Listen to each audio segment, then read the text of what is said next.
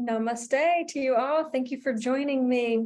So tonight I'm going to discuss some Ayurvedic must-haves for that home medicine cabinet, some first aid tips instead of reaching for those chemical-laden products that might typically be in a first aid kit. I'm going to show you some herbal recommendations and how to holistically and naturally treat some common ailments. So before we get started, if you would like to join me, you can bring your hands to heart center as I chant a welcoming of and inviting good health into all of us from Lord Dhanvantari. Om Namami Dhanvantarim Adidevam Sura Sure Vandita Paripadmam Loke Jararupnayam Ruchinasham Tataramisham Vivido Sharina Oh Shanti Shanti Shanti Pareo. Please repeat after me. Peace for my body.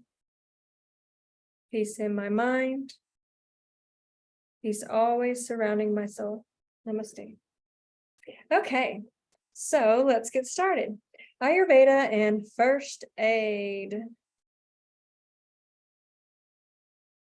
So first I made a list of some must-have products. You can take a screenshot. You can write these down as notes. But these are the must-have things that I would always have at home on hand in my medicine cabinet for any kind of ailments. We'll go through that. So turmeric, aloe vera, triphala, and this is an herbal powder, jati oil. This is one of my favorites and definitely at the very top of my must-have list. Honey, raw organic honey, local honey, cumin, coriander, and fennel. Of course, all spices that we have in our kitchens probably already. Tulsi, which is also another herb. Ginger and ghee. Probably have those in your kitchen also.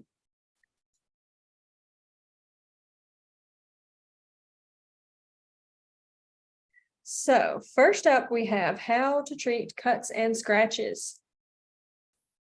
The first thing you want to do is clean the cut or the wound. And we're going to make a triphala wash. So you're going to take triphala powder. It comes in a powdered form. And you are going to add it to water and just make a wash out of it. Make a wash, pour it on there, and use a little sprayer. Just strip it with a cloth. Wash the wound. Triphala has great antibacterial properties to it. It will prevent infection and will completely, totally clean out the wound. Next, we're going to take and make a turmeric honey paste. So you're going to mix a little bit of turmeric powder and a little bit of honey and make a paste out of it. I'm going to apply this to the wound. If it's a really bad wound, you could even cover it with the gauze if you needed to, or just let it sit. This will help prevent infections. Turmeric also has a lot of antibacterial properties. It also will help with bleeding. It'll actually help stop the bleeding. And then my favorite, jati oil. And some of you, if you've been following me for a while, you know that my daughter was bit by a dog on her cheek and had to have 5 stitches. Jati oil has changed her entire face. I owe everything for the way her face looks to the jati oil. I think that she would be pretty scarred for the rest of her life if I hadn't used this. And yes, it is still a significant scar, but very minuscule comparative to what it should have been if I hadn't used this oil. This oil can be used immediately if you only have this. If you have even a small scratch or something and you don't want to put the turmeric and other things on it, just put the oil on it. It will help it heal faster. Also for scarring, You can put it on an old wound. You can put it on a scar. You can put it on a scabbed over wound. It'll help it clear up, and it will help it to heal so much faster than without using it. It is like Neosporin times 100. So that is my favorite, is Jatiati oil. That is a must-have. You have to have that in there, in your home medicine cabinet. That's my #1 product. A lot of these other things we can kind of mix and match and use other things in place of them. And they're also, like we said, turmeric and things like that that you might already have in your kitchen already. But Jatiati oil, order it. Okay, next up is burns, which is also sometimes similar to scratches and cuts. You want to really clean it. The first thing you do when you injure yourself with a wound is you want to clean it to make sure all the bacteria is out to prevent infection. Again, Trifala wash. Trifala wash is fantastic. Take a little bit of Trifala powder, mix it in some water, and apply. Of course, we all know that aloe is great for wounds. It's used to cool. It has a very cooling property to it, and also soothes the pain from the wound. Did you also know, though, that ghee can also be used? It has a lot of the same kind of healing properties as the aloe in this situation. It's very soothing. It's cooling. It promotes healing. It'll also help to increase the speed of healing. And of course, my favorite again, Jatiati oil. It also helps to reduce the scarring. You know that burns can have incredibly horrible scarring. Really traumatic burns can be terribly bad. Jatiati oil, use it.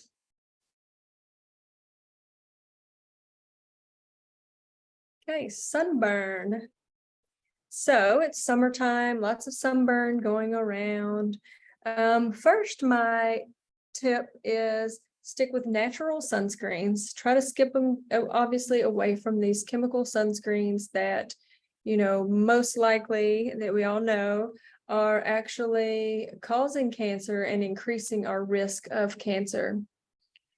You think that you're putting sunscreen on, and you hope that you're putting sunscreen on in hopes that you are reducing your risk of cancer, but when in turn you're just baking your skin with these chemicals in it, which is just making your susceptibility to cancer cell growth even more. So stick with natural sunscreens. And also there are several products that have natural SPF in them. And that's, I didn't really add those on here, but an example of that, and you can do your own research on this, there's tons of info out there. Coconut oil. Coconut oil, I believe, is maybe like an SPF 15. I'd have to look that up again. But there are plenty of other options out there if you want to make your own sunscreens out of natural products and use those. And again, I only recommend using sunscreens if you're going to be out in the really harsh, most direct sunlight of the day, and if you're going to be out for a long time. If you're going to be out for just a little while, I don't personally think that sunscreen is necessary. Also, eating a diet that is full of beta carotene will also increase your body's natural ability to block the sun and to not burn as easily. Okay, so if you do get burned, sunburn, of course, we all know aloe. Aloe's the given here. Coconut oil and honey. Again, make a paste. The coconut oil is very cooling. It'll help draw out the heat.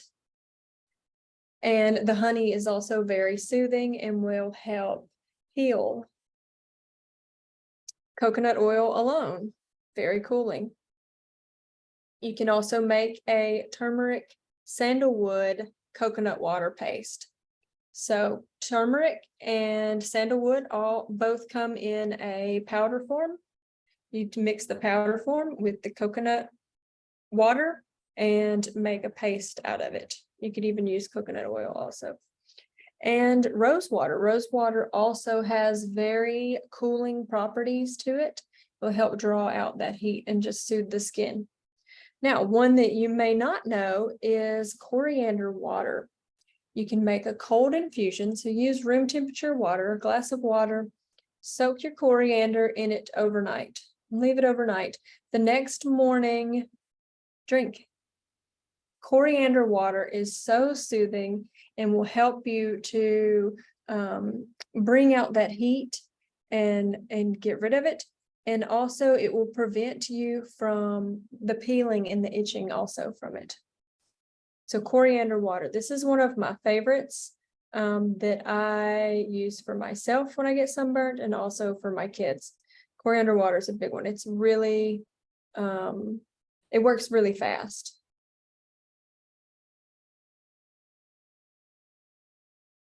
Okay, so here is some examples of the sun protecting diet. You want to eat foods that are rich in vitamin C, vitamin E, and beta carotene. All of these are good for the skin, promotes good, healthy skin, and will help the skin not be so sensitive to the sun that you burn less.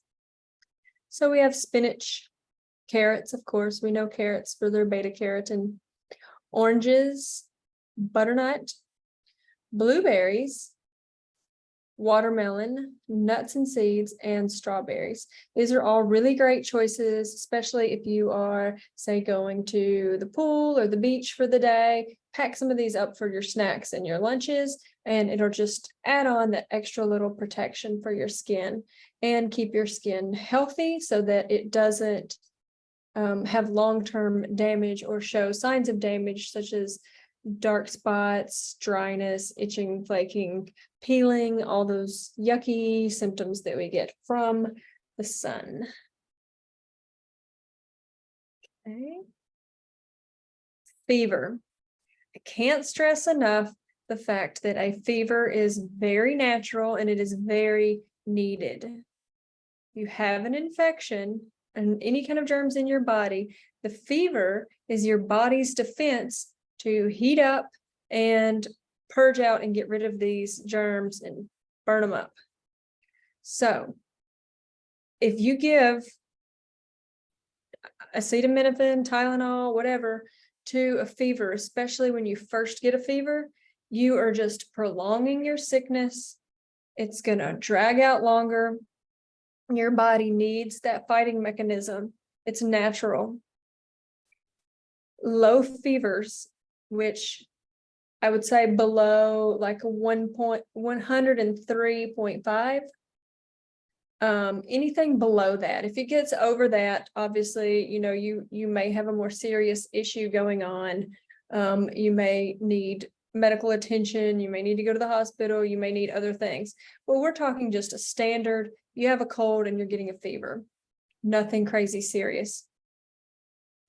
You need this fever, you need your body to go through this action. In Ayurveda, fever is called dwara. It's considered as lord among all diseases, according to Ayurveda, because of its power to afflict the body, the mind, and all of the senses. It affects everything. In Ayurveda, also, we talk about how fever is, it's related to the Agni, the digestive fire. And it needs this fire. So it's very important that you're not dampening this fire. Drink warm water. Don't drink cold ice water. I know a lot of times when we have fevers, especially when it's children involved, we want to give them a popsicle or ice cream or ice cold drink, something, because you think that you're going to get the fever down by giving them something cold, when in fact, all you're doing is hindering the digestive fire, which is needed to help the body heal and to fight these germs. So drinking warm water, not ice water, never ever ice water. In fact, we never drink ice water in Ayurveda, but especially in this instance, warm water. Stick with warm water, stay hydrated, stick with warm water. Your diet should also be in consideration of the digestive fire and keeping it going. You don't want your body using all of its energy on digesting heavy, hard to digest foods. So you want to keep a very light, very easy digestible diet during this time. If it's a low fever and you're trying to get over it quickly, you think it'll last not very long and you're going to get it, fasting is okay. Let your digestion have a break. Fasting is okay. Higher fevers that may prolong for a couple days or longer, then the more digestible, easy to eat foods, barley soup, vegetable broths, all of those are really good to eat. Now, for the herbs to treat a fever, Tulsi. Tulsi is a fantastic herb. It's great for coughs. It's great for fevers. It's very cooling. Okay, so fever. Now we go on to more digestive issues. So first up, we have diarrhea. The very dreaded diarrhea. You ate the wrong thing and it upset your stomach, get sick, you pick up some germs. How do you stop it? I have a couple of options here. The first is ginger. In fact, ginger is a really great way to help the digestive system. You can add 1 teaspoon of ginger to water and boil and drink. Make a ginger tea. Second is what's known as CCFT, and we use CCFT as a staple in Ayurveda for digestive issues. And you can see over to the right here, I have a recipe. And you want to get the seeds. So get some organic seeds from the grocery store, cumin, coriander, and fennel. Mix equal parts together. I take the 3 jars, just pour them all into 1 jar, and then you have this already made up. And you can take a half teaspoon and put it in your hot water, let it steep, and then drink.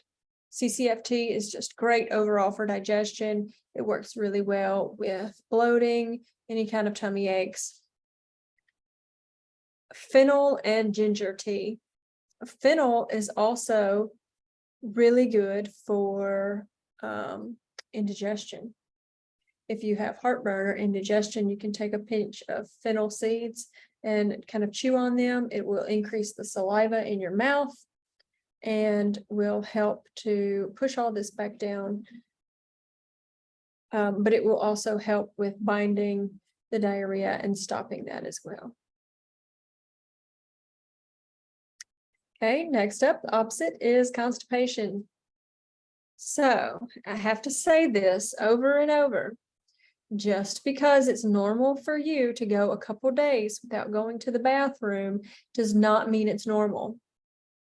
It's very unhealthy, and long term, it's going to cause disease and even more issues. You should be going every day. They should be well formed. They should be very uniformed, very solid shape. No really like crazy foul odors. It should be easy to evacuate, and you should feel completely evacuated after you go.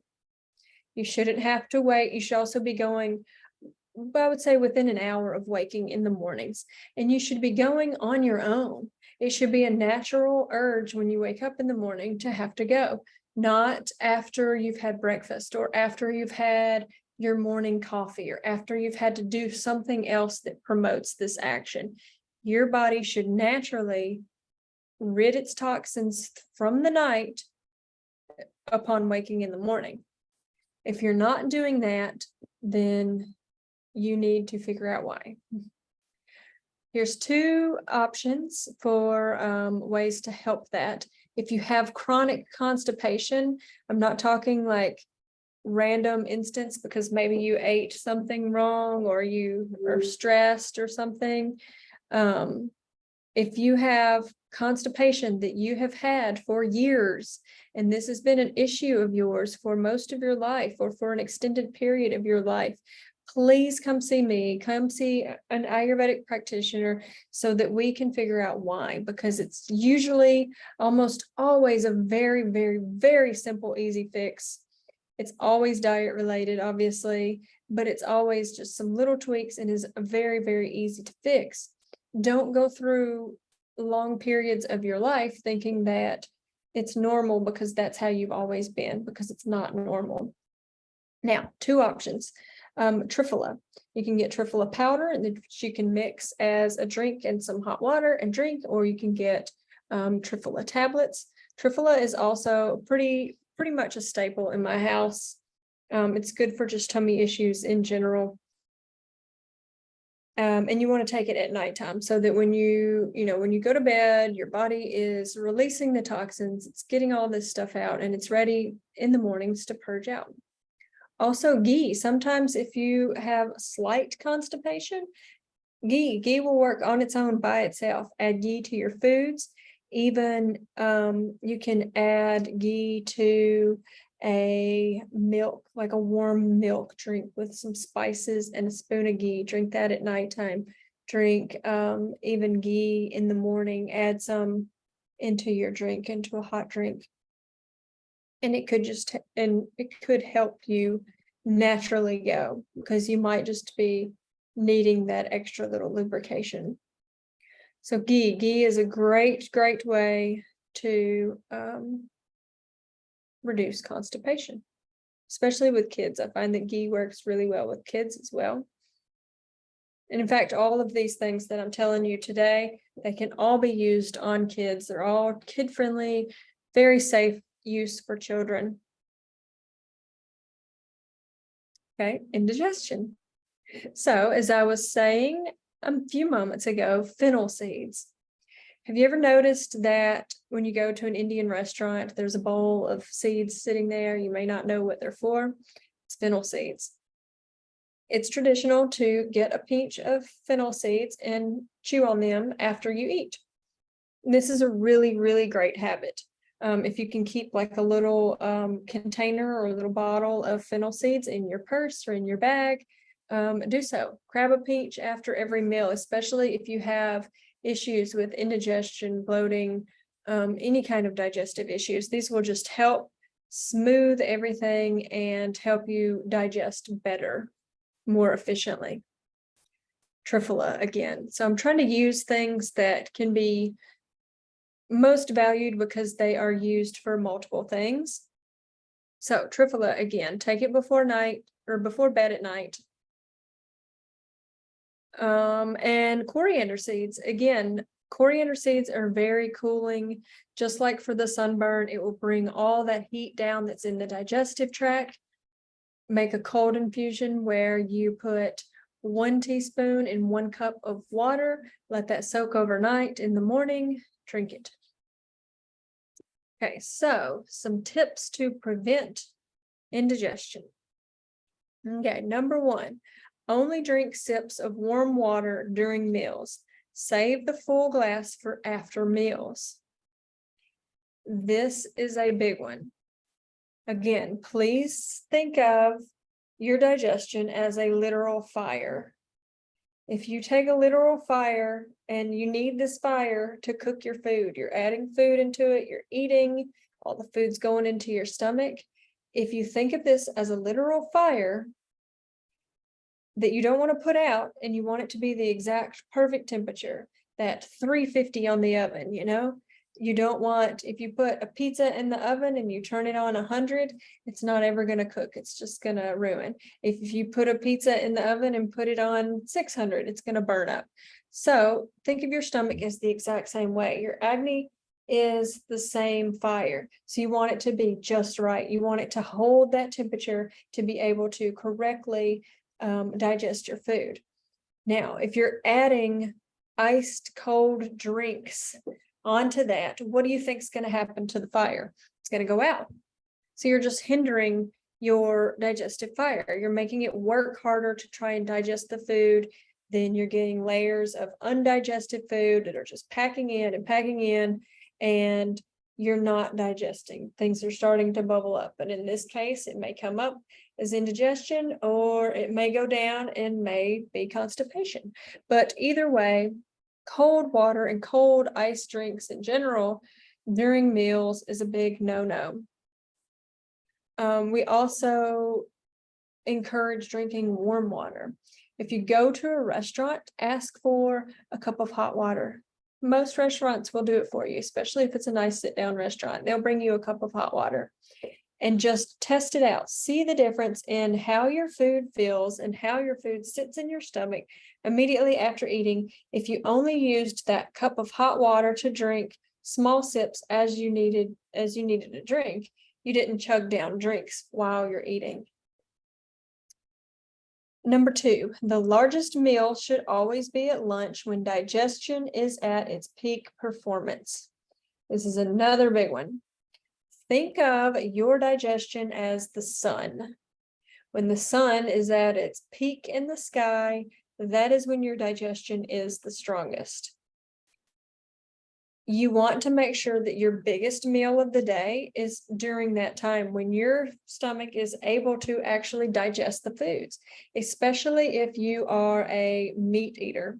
If you are a heavy meat eater, eat your meat and eat your heavier foods, your bigger meals at lunchtime. I know in America, there's, cultural, we get so wrapped up on having these big dinners at night. It's kind of our way of settling in, maybe after work, after school, whatever the case. And we go have these big dinners. Don't do it. Have a big lunch and then have an easily digestible dinner like a soup or some rice or something that's easy on the stomach, so that your stomach isn't just working full-time overnight and your body has a time allowed to use its energy to heal.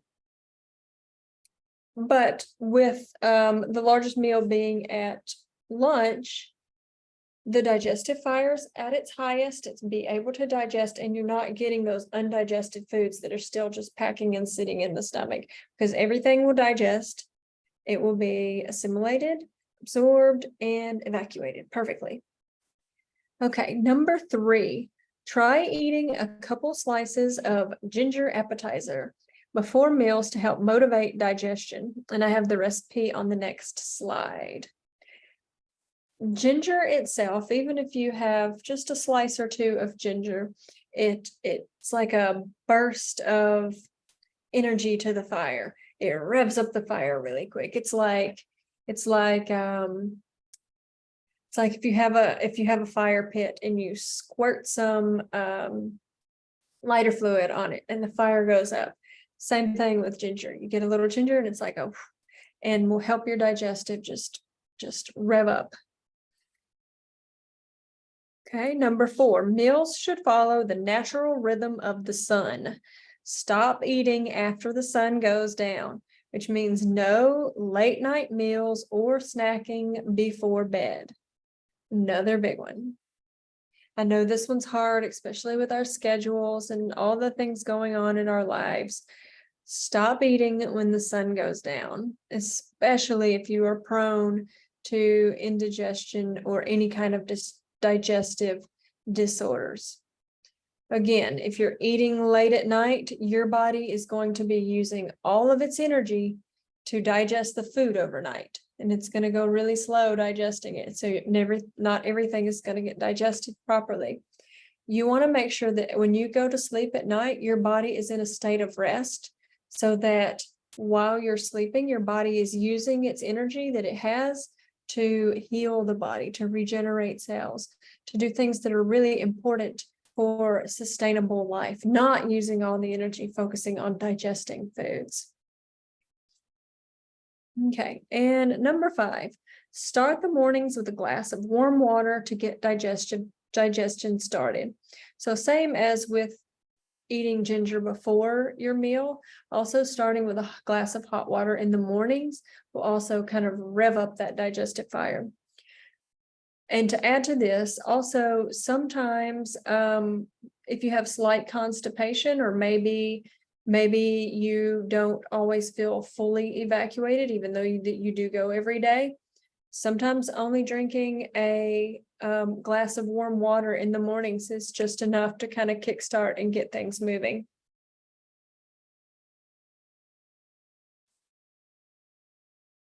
Okay, ginger appetizer recipe. So you're going to take a fresh organic ginger, peel it, slice it up really, really thin. Take a lime, squeeze the lime, and then sprinkle some Himalayan salt on there. Make it in a bowl in the morning, take it and put it in the fridge. Then right before each meal, you can grab a few slices, eat these, and it'll really help your foods to digest better. Cough. Tulsi. I love Tulsi for cough. Tulsi also is really good on stress response. It's a good for respiratory. You can take Tulsi as an herb, as a powder, as a pill, or you can also just make Tulsi tea. Turmeric powder mixed with honey. So instead of taking your cough syrup, mix turmeric with some honey and eat that. Ginger tea. Ginger will really help to, with its antibacterial properties, it will help to clean the mucus and the bacteria from the throat itself. Steam. Steam is a great one. I think a lot of times we kind of overlook some of the more simple, obvious things that really, really help a lot. And you don't have to have any kind of fancy steamer or anything. Just take a pot of water, put it on the stove. If you would like some herbs or things in it, you can mix those in there and just put your head over it with a towel over it and soak up that steam. Ginger juice with 1 pinch black pepper and a spoon of honey. So you'll take your ginger, and you could take, if you have, you could just use a spoon, but if you have a mortar pestle, you could use it in there and smash it to make a little bit of juice out of it, pour it out, add a pinch of black pepper, and mix in the honey. Great, great, great way to stop coughing. Okay, and that is it. Thank you all so much for coming. I will be continuing to have more workshops like this in the near future. So please, if you have an idea or have something that you would like for me to share or questions, please feel free to reach out. I do have offices in both Costa Mesa and San Clemente. I offer full Ayurvedic protocols and treatments, consultations, full like herbal treatments. I do consultations in person, and I also offer Zoom virtual worldwide consultations. So if you are not local to one of these areas, you can still message me and we can get you set up on a Zoom call. I do offer full Panchakarma. Right now, I'm offering a 5-day Panchakarma detox program. It is life-changing. I also offer Ayurvedic therapies such as Shirodhara, which is the oil dripping onto the third eye, Abhyanga massages, Pindaswedana, which is an herbal ball that is used in a rhythmic form on the body, Udvartana, which is a herbal scrub that is used on the body, Basti, which is also an oil treatment, and Dara, which is a local oil treatment. I also offer something kind of unique. I offer ceremonial plant medicine plans. If you're wondering what this is, if you are interested in doing plant medicine ceremonies, you know that you have to prepare the body, the mind, and the spirit before you go into these things to get the most benefits from them. I will guide you through that. I will put together a personalized plan so that your diet is exactly what you need for your body type. It is not, they usually give you a generic diet for everyone there, This will be very individualized so that you and your body will be the most well taken care of and open to receive as it possibly can be. And I also offer Reiki in individual and group settings, also corporate settings. And thank you. Here's my contact info. Please feel free to reach out to me if you have any questions, if you would like to discuss anything, or if you would like to book an appointment. And I would like to close out with one more chant. This chant is very special to me. It means, may all beings everywhere be healthy and happy. Oh,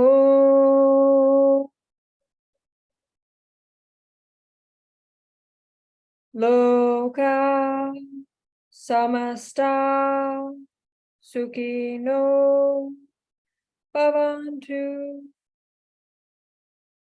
Oh,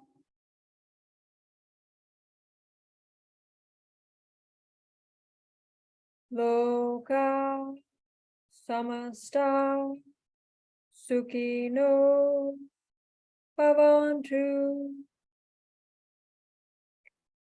Oh, Loka Samasta Sukhino Bhavantu. Oh,